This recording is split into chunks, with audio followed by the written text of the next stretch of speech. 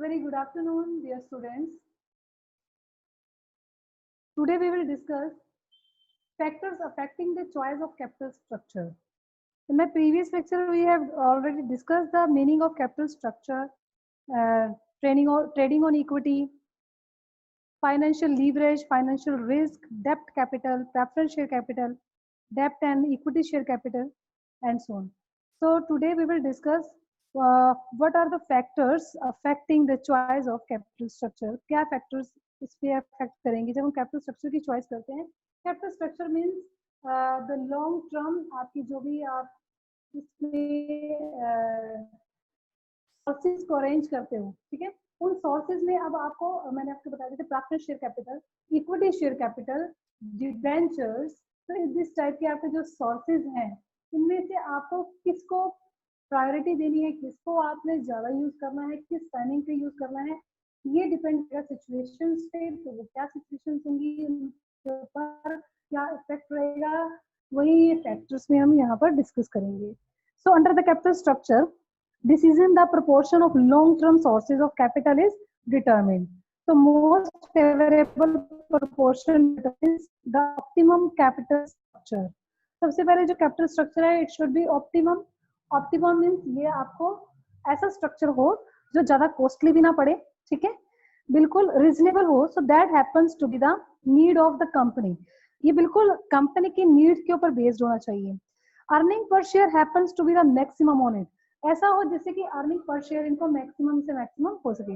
मतलब यहाँ हम जो वर्क कर रहे हैं वो इक्विटीज के लिए कर रहे हैं. ऑनर्स जो है वो कौन है, इक्विटीज हैं, और इक्विटी जो है वो बिजनेस चला रहे हैं.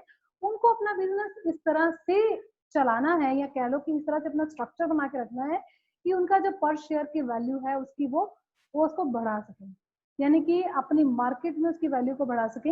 अर्निंग पर शेयर जो हर साल उनको प्रॉफिट होता है उसको भी इंक्रीज कर सके. तो ये चीजें उनको यहाँ पर देखनी है. Some of the chief factors affecting the choice of capital structures are, first one is cash flow position. पहला पॉइंट इसमें जो आएगा कैश फ्लो पोजीशन. कि कैश फ्लो पोजीशन क्या है. While making a choice of capital structure, जब भी आप एक कैपिटल स्ट्रक्चर की चॉइस करोगे तो इन फ्यूचर तो cash flow position should be kept in mind.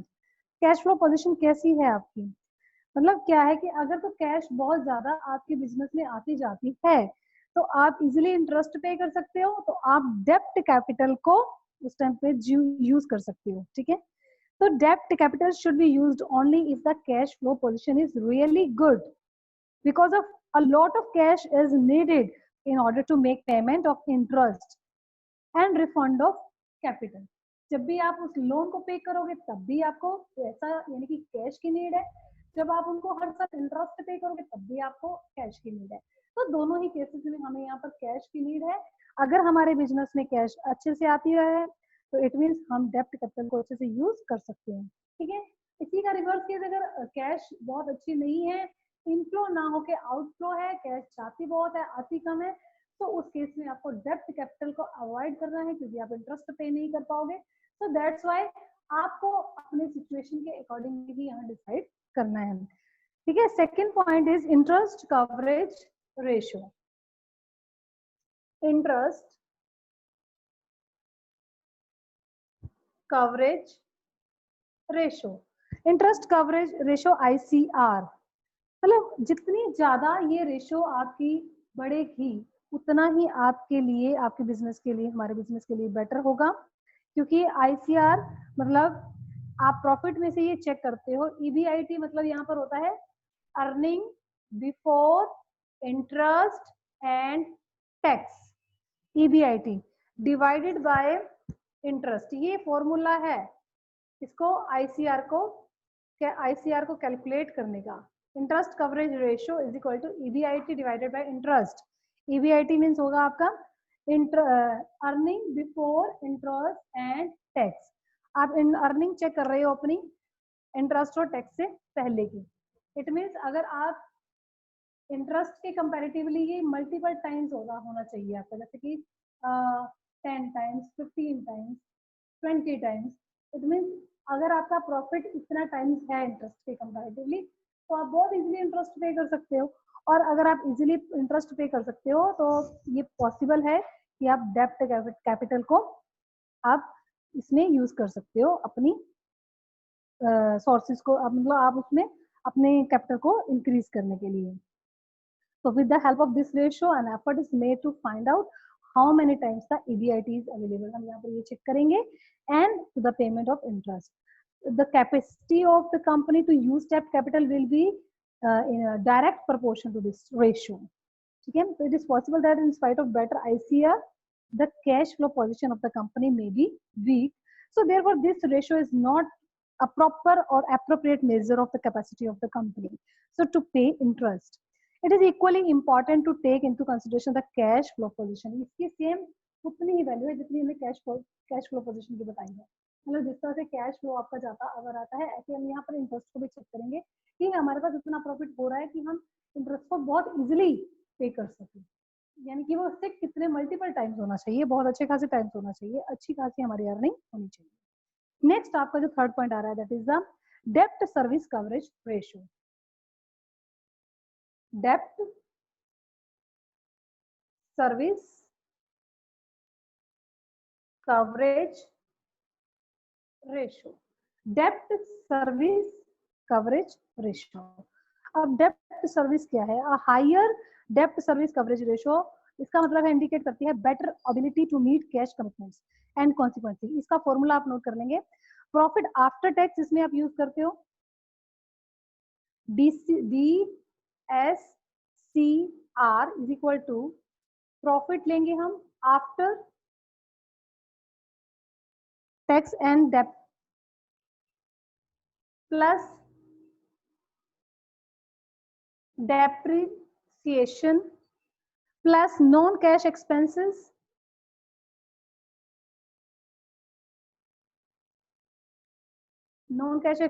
इसमें आ जाएंगे, ठीक है, divided by preference dividend, preference share holders को जो आप डिविडेंड पे कर रहे हो ये वो है preference dividend, and plus interest जो आप बाहर पे कर रहे हो, प्लस जो भी ऑब्लिगेशंस आप बाहर पे करते हो, रीपेमेंट ऑफ ऑब्लिगेशंस। रीपेमेंट मतलब आप जो लोन रीपेमेंट करते हो, repayments of obligations. Okay, so higher DCSR मतलब जितनी ये ज्यादा होगी, ठीक है, उतना ही हम इजीली क्या करेंगे, कैश कमिटमेंट्स और इनको हम इजीली उनको कर पाएंगे, कवर पूरा उनको कर पाएंगे। So the company potential to increase डेप्ट component in its capital structure. So this ratio removes the weaknesses of ICR। जो ICR की जो अगर कोई वीकनेस है वो इस रेशियो, अगर ये रेशियो बेटर आ जाती है तो ये इसकी वीकनेसेस को कवर कर देती है, ठीक है।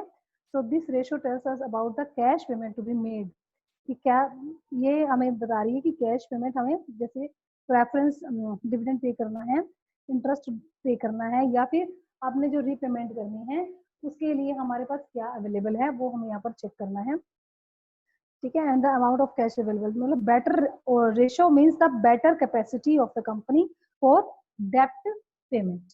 ओके, हम बाहर के लोगों को पेमेंट करने के लिए हमारे पास जितनी ये रेशियो बेटर होगी हम उतना इसको इजीली कर पाएंगे। सो मोर डेप्ट can be utilized in the capital structure. इस केस में हम ज्यादा से ज्यादा डेप्ट यानी कि बाहर के पैसे को हम ज्यादा से ज्यादा यूज कर सकते हैं। इस तरह बाहर का ही पैसा है क्योंकि इसमें इक्विटीज के लिए कुछ भी नहीं है। Preference dividend preference share holders के लिए ये भी आपका आउटसाइडर्स है, इंटरेस्ट ये आपको डिवेंचर या लोन पे होता है, रीपेमेंट ये डिवेंचर या लोन पे होती है, या कई बार प्रेफरेंस भी आपके रिडीमेबल होते हैं तो उनको भी आप पेमेंट करते हो, रिडीम कर देते हो, ठीक है। तो ये सब आपकी बाहर की ही।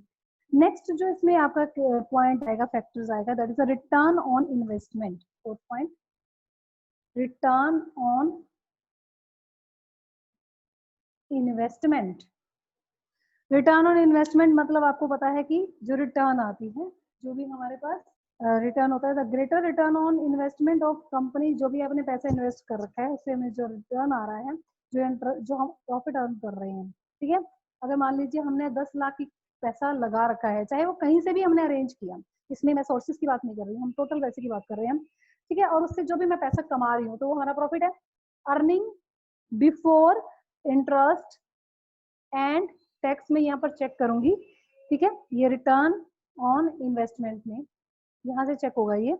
और कैसे चेक करेंगे, टोटल जो भी पैसा इसमें हमने लगा रखा है, यानी कि टोटल इन्वेस्टमेंट। ये वो इन्वेस्टमेंट नहीं है जो आप एसेट साइड में शो करते हो, ये इन्वेस्टमेंट है टोटल सोर्सेज की, मतलब जितना आपने इक्विटीज में पैसा इन्वेस्ट किया है, कितना आपने प्रेफरेंस में इन्वेस्ट किया है, कितना डिवेंचर्स या लोन्स वगैरह में इन्वेस्ट किया, वो सब टोटल आ जाएगा। यानी कि लॉन्ग टर्म सोर्सेज हैं आपके, जो बाहर की टोटल आपकी कैपिटल है वो सारी इसमें ऐड हो जाएगी, ठीक है। तो यहाँ से आप चेक करते हैं, तो द ग्रेटर रिटर्न जितना ज्यादा होगा, ये greater return on investment of the capacity percentage में आएगा, ये आपके पास मल्टीप्लाइड बाय 100 भी कर सकते हो, ठीक है। तो जितना ज्यादा ये परसेंटेज अच्छी रहेगी, तो calculation of return on investment is made with the help of this formula, you can calculate, ठीक है। उतना ही हम ज्यादा अच्छे से, जितनी ज्यादा अच्छा रहेगा उतनी ज्यादा से हम बाहर का पैसा यूज कर सकते हैं, क्योंकि जितनी अर्निंग बेटर होगी उतना ही हम बाहर से डेप्ट यानी कि लोन वगैरह ले सकते हैं। Okay, next point is fifth point, cost of dept. Cost of डेप्ट, डेप्ट वही है जो बाहर से हम लोन वगैरह ले रहे हैं, उनकी कॉस्ट आपको चेक करनी है। The capacity of the company to take dept depends on the cost of dept. In case of rate of interest on dept capital is less, अगर आपको बाहर से जो पैसा अरेंज हो रहा है, लोन मिल रहा है लेकिन कम रेट पे मिल रहा है, मोर डेप्ट कैपिटल कैन बी यूटिलाइज, तो उस टाइम पे हम बहुत ज्यादा यूज कर सकते हैं, ठीक है। अब जैसे आजकल भी हमारे रेट जो है वो काफी कम हुए पड़े हैं बैंक वगैरह के भी, तो लोन भी हमें काफी सस्ते भी मिल जाते हैं, तो उस केस में हम को प्राप्त कर सकते हैं, बिजनेस में ज्यादा से ज्यादा डेप्ट को यूज कर सकते हैं, ठीक है। तो इस तरह से आप देखेंगे कि अगर रेट ऑफ इंटरेस्ट बहुत ज्यादा देना पड़ रहा है बाहर, तो उस केस में हम फिर डेप्ट को अवॉइड करेंगे, तो ये केसेस आपको चेक करने हैं। नेक्स्ट पॉइंट आपके पास आ रहा है, sixth point is tax rate. Tax rate ये बड़ा इंटरेस्टिंग सा पॉइंट है, इसको हम पहले भी बहुत बार डिस्कस कर चुके हैं। तो टैक्स रेट क्या होता है, ये अफेक्ट करता है कॉस्ट ऑफ डेप्ट को। If the rate of tax is high तो कॉस्ट ऑफ डेप्ट डिक्रीजेस। जब भी आपका रेट जो है टैक्स का हाई होगा तो डेप्ट, आप कॉस्ट ऑफ डेप्ट हमें कम पड़ जाती है। मान लो हमारे, ये मैं एक एग्जांपल के थ्रू आपको बता देती हूँ, the reason of this deduction of interest on the डेप्ट capital from the profit consideration, it is a part of expense and saving in taxes. ये हम क्या करते हैं कि जो डेप्ट होते हैं, जो डिबेंचर्स या लोन होते हैं, उनके ऊपर जो आप इंटरेस्ट पे कर रहे हो, वो हमारे लिए एक्सपेंस है, खर्चा है, और जो भी खर्चे होते हैं ना उनमें हमें टैक्स रिलीफ मिलता है, तो उसमें हमारा टैक्स सेव हो जाता है, ठीक है। For example, suppose company takes a loan of ₹100 crore, अगर वो लोन ले रही है, चलो हम 100 रुपए का लेके चलते हैं, ₹100 का एक लोन लिया हमने, ठीक है, and the rate of interest on डेप्ट इज 10%, इसके ऊपर 10% के हिसाब से हमें इंटरेस्ट पे करना है, ये रेट है हमारे पास, and rate of tax is 30%, ठीक है, ये रेट ऑफ इंटरेस्ट है और ये रेट ऑफ टैक्स है, ये है 30%। अगर तो 100 का 100 रुपया ही मैंने शेयर्स में लगा दिया, इक्विटीज पे ही लगा दिया, ठीक है, तो इसके ऊपर पूरा 30% ही हमें पे करना पड़ेगा। आगे अगर सपोज कर लो कि इसमें हमारे पास हमने इसमें क्या किया है, ये पैसा अगर डेप्ट का है तो इसमें 10% हमारा क्या होगा, डेप्ट इंटरेस्ट रेट है, तो 100 का 10% कितना हुआ, बाय डिडक्टिंग 10 रुपीज, तो रेट ऑफ टैक्स 30 है, ठीक है, 10 रुपए पहले ही इसमें से डिडक्ट हो जाएंगे फ्रॉम ईबीआईटी, सेविंग ₹3, तो इसमें हमें 3 रुपए सेव हुए, 30 रुपीज, 30 रेट ऑफ टैक्स है, तो 3 रुपीज की सेविंग होगी आपकी in tax will be take place if ₹10 on account of interest are not deducted, a tax of ₹3 यानी कि 30% shall have to be paid.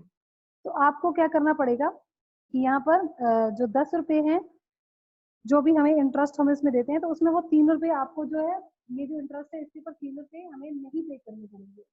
10 rupees आपका जो इंटरेस्ट था उसके ऊपर 30% का जो रेट ऑफ इंटरेस्ट है, ये 3 रुपीज हमें यहाँ से सेव हो जाएंगे, ये सेव हुआ, सेविंग, बाहर हमने 10 रुपए दिए रेट ऑफ इंटरेस्ट, जिसमें से 3 रुपए हमने रेट ऑफ टैक्स के बचा लिए, 3 रुपए 30% ऑफ रेट ऑफ टैक्स। मतलब अगर यही पैसा बाहर का नौके अपना होता तो हमें पूरा ही ये पे करना पड़ता, 30% इसके ऊपर पे करना पड़ता, बाहर चला जाता। लेकिन अब देखा जाए तो ये जो इंटरेस्ट है वो हमें कितने में पड़ा, 10 - 3 7 में। इट मीन्स ये हमें और सस्ता पड़ा। पे तो हम 10% कर रहे हैं, लेकिन एक्चुअल में 3 रुपीज इसने हमारा टैक्स सेव किया है, जिसकी वजह से ये हमें ₹7 में अब इसकी कॉस्ट पड़ रही है। सपोज कर लो कि रेट ऑफ टैक्स और इंक्रीज हो जाता है और बढ़ के 40% हो जाता है। 40% होने पे अब क्या होगा, अब ये हमारे को 4 पे बच जाएंगे और ये हमें पड़ेगा ₹6 में, यानी कि ये हमें और ज्यादा सस्ता पड़ेगा। डेप्ट डेप्ट की कॉस्ट इसमें और कम हो जाएगी। ठीक है, कॉस्ट ऑफ डेप्ट क्या हो रहा है यहाँ पर, डिक्रीज हो रहा है। और यहाँ से जब हम टैक्स रेट उसका ले रहे हैं, तो ये कैलकुलेशन के थ्रू आपको समझ आ गया होगा कि टैक्स सेव कैसे होता है, टैक्स से हम कैसे इसको और बेनिफिट ले सकते हैं डेप्ट का। ठीक है, तो in case of rate of tax जो है वो अगर इंक्रीज है तो आप डेप्ट का यहाँ पर यूज ज्यादा कर सकते हो। नेक्स्ट पॉइंट इसमें है cost of equity capital. 7th point, cost of equity capital. Equity capital कौन है, इक्विटी जो हमारे ऑनर हैं उनकी भी यहाँ पर हमें कॉस्ट देखनी है। तो ठीक है, वो है कि cost of equity capital it means the expectation of the equity share holder. अब इक्विटी शेयर होल्डर कंपनी से क्या एक्सपेक्ट करते हैं, वो चाहते हैं कि उनको ज्यादा से ज्यादा पैसा मिले। It is affected by the use of डेप्ट कैपिटल। ये भी इस पे भी ये इफेक्ट करेगा कि डेप्ट कैपिटल को कैसे हम यूज करें। The capital is utilized more, it will increase the cost of the equity capital. तो ये इक्विटी कैपिटल की कॉस्ट को और ज्यादा इंक्रीज कर देगा। The simple reason for this is that the greater use of डेप्ट कैपिटल, जितना ज्यादा आप डेप्ट कैपिटल यूज कर रहे हो, ये इनकम इंक्रीज करेगा रिस्क भी इक्विटी शेयर होल्डर्स का, क्योंकि उतना ज्यादा हमें बाहर पे भी तो करना है। अगर आप डिवेंचर या लोन बाहर से ज्यादा लेते हो तो उनके ऊपर इंटरेस्ट भी आपका बहुत ज्यादा बनेगा और उनकी रीपेमेंट भी करनी पड़ेगी। और अगर सपोज कर लो सिचुएशन, कभी सिचुएशन कंपनी की चेंज हो जाती है, उस केस में वो इंटरेस्ट पे नहीं कर पाता या फिर उनको रिपेमेंट नहीं कर पाता, तो उस केस में कंपनी आपकी बंद भी हो सकती है, क्योंकि लीगल चार्ज इनका जो है वो कर सकते हैं। ठीक है, तो इस वजह से रिस्क बहुत बढ़ जाता है इक्विटीज का, जितना ज्यादा वो बाहर से पैसा लेने की कोशिश करेंगे। तो द यूज ऑफ द डेप्ट capital can be made only to the limited level. तो हम पहले यहाँ क्लियर कर दें कि जो डेप्ट कैपिटल है उसका बिल्कुल लिमिटेड लेवल में ही यूज होना चाहिए।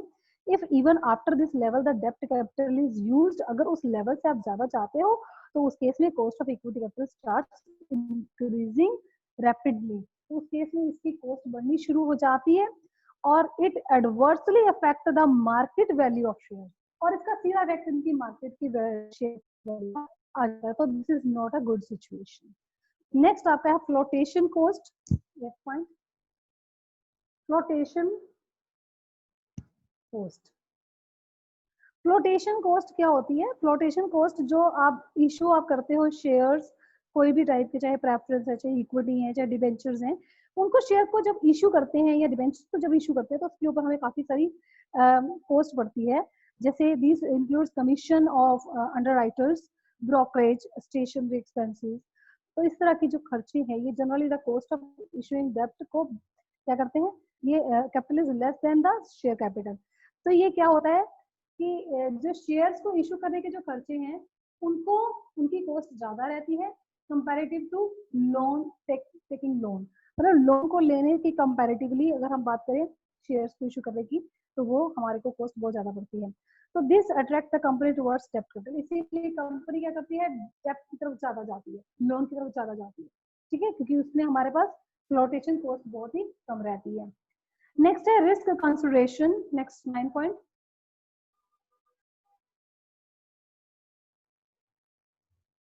रिस्क कंसिडरेशन मतलब रिस्क आपको कंसिडर इसमें 2 टाइप्स का है। First is operating risk and second is financial risk. यहाँ ऑपरेटिंग आपका जो डेली रूटीन का होता है, ठीक है, फाइनेंशियल रिस्क है। और ऑपरेटिंग रिस्क का मतलब है कि आप डेली रूटीन के जो आप खर्चे कर रहे हैं, this refers to the risk inability to discharge permanent operation cost. जैसे कि रेंट ऑफ द बिल्डिंग है, अगर आप बिल्डिंग अपनी नहीं है तो आप परमानेंटली रेंट दे रहे हो, तो वो ऑपरेटिंग खर्चा है आपका। पेमेंट ऑफ सैलरी, अगर आपके पास काफी सारा स्टाफ है तो उसको सैलरी पे करते हो, ठीक है। ऐसे इंश्योरेंस अगर आपने करा रखी है तो उसकी इंस्टॉलमेंट्स आपकी जाती है। अगर इस तरह के खर्चे आपके बहुत ज्यादा हैं, उस केस में आप डेप्ट को अवॉइड करेंगे, ठीक है, क्योंकि आप ये फिक्स्ड खर्चे हैं आपके। अगर आप ऑलरेडी इतने सारे फिक्स्ड कॉस्ट में आप घिरे हुए हैं, तो आप एक और फिक्स्ड कॉस्ट को अपने ऊपर लेंगे तो इतनी वो आपके लिए और रिस्की हो जाएगा। फाइनेंशियल रिस्क होता है, this refers to the risk of the inability to pay fixed financial payments, for example payment of interest, preference. अगर आप इनके साथ साथ इनको भी लेते हैं, अब ये है आपकी इंटरेस्ट या प्रेफरेंस डिविडेंड, या फिर उनका रिटर्न करना है जो आपने उनका कंप्लीट अमाउंट जो होता है, ठीक है। अगर वो फाइनेंशियल रिस्क है आपका, आपने दोनों रिस्क को चेक करना है। अगर ये रिस्क आपका ऑलरेडी बहुत ज्यादा है तो आप उस केस में इस रिस्क को कम करेंगे, ठीक है। अगर आपके पास ऑपरेटिंग रिस्क नहीं है, मतलब आपकी बिल्डिंग खुद की है, आपके पास बहुत ज्यादा स्टाफ नहीं है, आपकी परमानेंटली सैलरीज आपको बहुत कम देनी पड़ती है, सो दैट्स व्हाई, क्योंकि हमारा ऑपरेटिंग रिस्क कम है इसलिए हम फाइनेंशियल रिस्क को लेने के लिए रेडी हैं, तब हम डेप्ट की तरफ जाएंगे। तो ये पॉइंट आप यहाँ पर क्लियर कर लेंगे। Next 10th point is flexibility. अब यहाँ फ्लेक्सिबिलिटी चेक करनी है, तो according to this principle, a capital structure should be fairly flexible. ये ऐसा स्ट्रक्चर हो आपके अकॉर्डिंगली, जब भी आप इसको चाहें इसको चेंज कर सकें इफ नीड, जब भी आपको जरूरत हो। Amount of the capital in business could be increase, कभी भी आप इसमें कैपिटल को अपनी इंक्रीज या डिक्रीज कर सकते हैं। तो reduction of the amount of capital in business is possible only in case of डेब्ट कैपिटल। अगर आपके पास डेब्ट कैपिटल है ये तभी पॉसिबल है, क्योंकि तब भी आप अपना लोन वगैरह पे करेंगे तो आपकी ऑटोमेटिकली कैपिटल रिड्यूस हो जाएगी, ठीक है। तो आपको इस तरह से फ्लेक्सिबिलिटी बना के रखनी है कि जब भी आपको कैपिटल की नीड कम हो तो आप लोन रीपे कर देंगे और आपकी कैपिटल ऑटोमेटिकली कम हो जाएगी। तो फ्लेक्सिबिलिटी आपको बना के रखनी है। So if at any given time company has more capital than as necessary, then both the above mentioned capital can be repaid. अगर उसको नीड है, अगर on the other hand repayment of equity share capital is not possible. आपको ये भी पता है कि अगर वो बहुत ज्यादा शुरू से ही कैपिटल को शुरू से इशू कर लेंगे तो उसको रीपेमेंट करना बहुत मुश्किल हो जाता है, तो फ्लेक्सिबिलिटी नहीं बन सकती है उस केस में। तो company during its life time, वो पूरी लाइफ टाइम में अपना इक्विटी शेयर कैपिटल को कभी भी रीपेमेंट नहीं करता है। So thus from the view point of flexibility to issue डेब्ट capital and preference share capital is the best. अगर उसको फ्लेक्सिबिलिटी बनाई रखनी है तो उसको प्रेफरेंस शेयर कैपिटल और डिबेंचर्स को इशू करना चाहिए, ताकि जब भी इसको नीड कम हो कैपिटल की वो उसको रिटर्न कर दे और साइड में कर दे। लेकिन अगर वो ऐसा नहीं करता है, सारा पैसा का इक्विटी से ही अरेंज करने की कोशिश करेगा, तो फ्लेक्सिबिलिटी नहीं हो पाएगी, क्योंकि इक्विटीज को पूरी लाइफ टाइम में आप कभी भी पैसा रिटर्न नहीं करते हो, और अगर अभी कैपिटल की नीड नहीं है तो आपकी वेस्टेज रहेगी, वो वेस्ट पड़ी रहेगी, लेकिन आपको कॉस्ट उसकी पड़ती रहेगी। तो दैट्स व्हाई यहाँ पर प्रेफरेंस और डेप्ट को यूज करना फ्लेक्सिबिलिटी के पॉइंट ऑफ व्यू से बहुत अच्छा है, बेस्ट है। नेक्स्ट 11th पॉइंट है control. Control according to this factor at that time of preparing capital structure, जब भी आप कैपिटल स्ट्रक्चर यहाँ पर प्रिपेयर कर रहे होंगे, it should be ensure that the control of the existing share holders over the affair of the company is not adversely affected. मतलब if funds are raised by issuing equity shares, funds बढ़ते हैं जब भी आप share equity shares को बढ़ाते हो, so then the number of companies shareholders will increase and then directly affect the control of the existing shareholders. अगर आप इक्विटीज को बढ़ाते चले जाएंगे तो इक्विटीज का ही कंट्रोल होता है, तो बहुत सारे लोगों के हाथ में कंट्रोल आ जाएगा, जिसकी वजह से कंपनी जो है वो प्रॉपर वर्क नहीं कर पाएगी।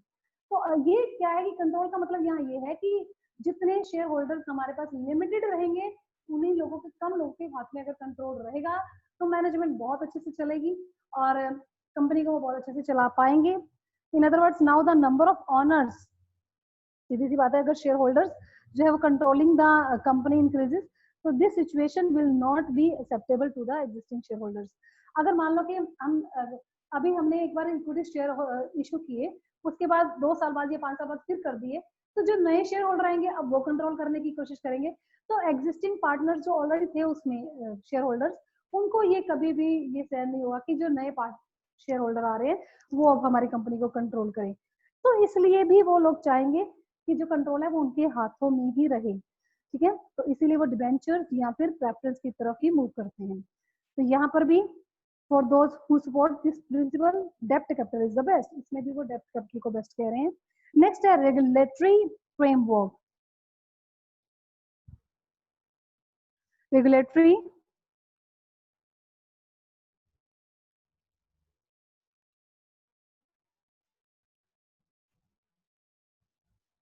framework. Capital structure is also influenced by government regulations. ये भी आपको पता है कि जो भी कैपिटल स्ट्रक्चर है वो गवर्नमेंट रेगुलेशंस के अकॉर्डिंगली हम इन्फ्लुएंस्ड होता है. For instance banking companies can raise funds by issuing share capital alone, क्योंकि उनके पास not any other kind of security होती नहीं है उसके पास. Similarly it compulsory for other companies to maintain the given डेब्ट इक्विटी रेशियो. सब बाकी दूसरी कंपनीज के कंपल्सरी होता है कि वो डेब्ट इक्विटी रेशियो जो है वो मेंटेन करके रखें व्हाइल रेजिंग फंड्स, जब भी अपने वो फंड्स को बढ़ाते हैं. तो डिफरेंट आइडियल डेब्ट इक्विटी रेशियो सच है, जैसे कि हर एक लोगों की अलग अलग है. जैसे कुछ लोग कहते हैं डेब्ट इक्विटी रेशियो शुड बी 2:1, कुछ कह रहे हैं कि 4:1 इज आइडियल, कुछ 6:1 को भी कहते हैं. तो have been determined for different industries. ये सब इंडस्ट्रीज के लिए डिफरेंट डिफरेंट सूट करता है उनको. So the public issue of shares and debentures have to be made under SEBI guidelines. तो यहाँ पर जो भी है ये SEBI guidelines के अकॉर्डिंगली ये फ्रेमवर्क होगा. नेक्स्ट आपका जो पॉइंट है इसमें 13 पॉइंट, स्टॉक मार्केट कंडीशंस.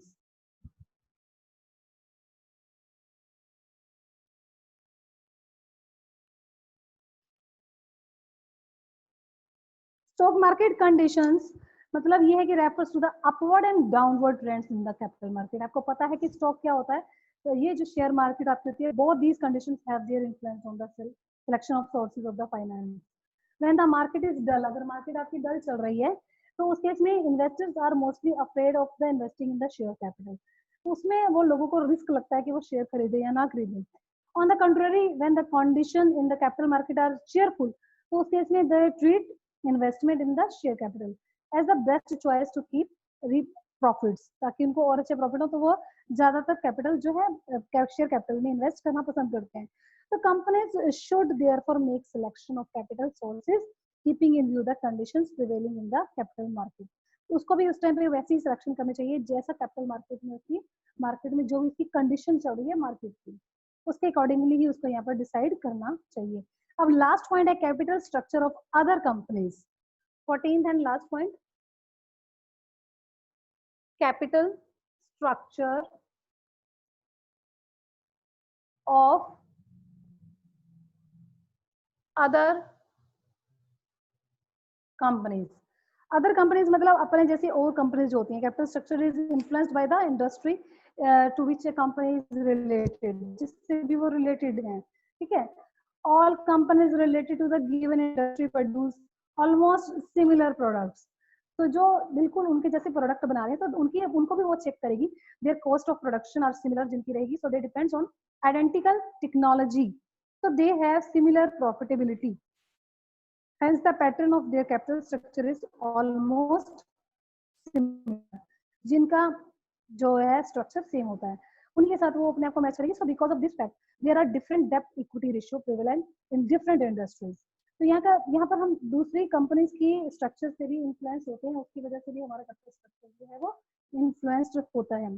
तो हम उनको भी देखेंगे कि वो किस टाइप के कैपिटल को प्रेफर कर रहे हैं, किस टाइप के कैपिटल को ज्यादा यूज कर रहे हैं. तो उसकी वजह से हमारा कैपिटल स्ट्रक्चर भी अफेक्ट होगा.